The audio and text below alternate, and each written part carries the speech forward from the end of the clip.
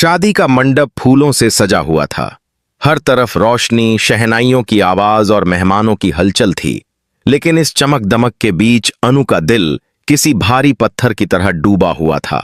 लाल जोड़े में बैठी अनु बाहर से जितनी शांत दिख रही थी, अंदर से उतनी ही टूटी हुई थी। उसकी आंखें बार बार दरवाजे की तरफ उठ जाती थीं, जैसे कोई आखिरी उम्मीद अभी भी जिंदा हो। मोहित पूरे आत्मविश्वास के साथ मंडप में बैठा था। उसके चेहरे पर घमंड भरी मुस्कान थी, जैसे यह शादी उसकी जीत हो। वह बार बार घड़ी देखता और पंडित को इशारों में जल्दी करने को कहता। उसे यकीन था कि अब कुछ भी नहीं बदलेगा। अनु उसकी होने वाली पत्नी थी और आर्य तो उसकी कहानी से बाहर हो चुका था।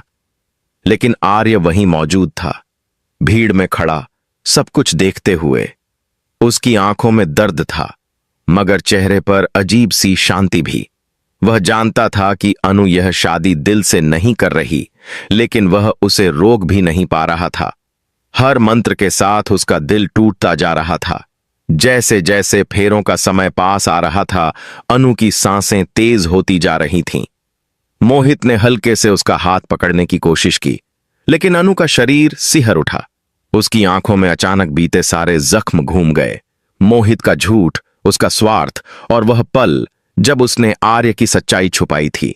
तभी मोहित धीमी आवाज में बोला, अब बहुत देर हो चुकी है अनु, सब खत्म हो चुका है। यही वो लम्हा था जब अनु के भीतर कुछ टूट गया। वह अचानक खड़ी हो गई। पूरा मंडप सन्नाटे में डूब गया। पंडित मंत्र भूल गया।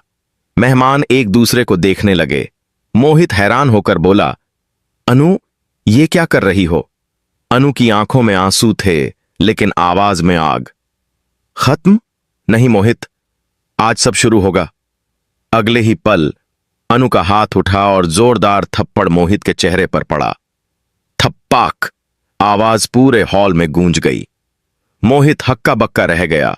उसका घमंड, उसकी मुस्कान, सब एक पल में चकनाचूर हो गया। मेहमानों में खलबली मच गई। किसी ने कभी सोचा भी नहीं था कि दुल्हन खुद मंडप में दूल्हे को थप्पड़ मारेगी। अनु कांपती आवाज में बोली, ये थप्पड़ उस झूठ के लिए है जो तुमने मुझसे बोला। ये थप्पड़ उस प्यार के लिए है जिसे तुमने सौदे में बदल दिया। और ये थप्पड़ उस आर्य के लिए है जिसकी जिंदगी तुमने तबाह करने की कोशिश की। आर्य की आंखें भर आईं। वह यकीन नहीं कर पा रहा था कि अनु ने आखिरकार आवाज उठा ली है। मोहित गुस्से में चिल्लाया,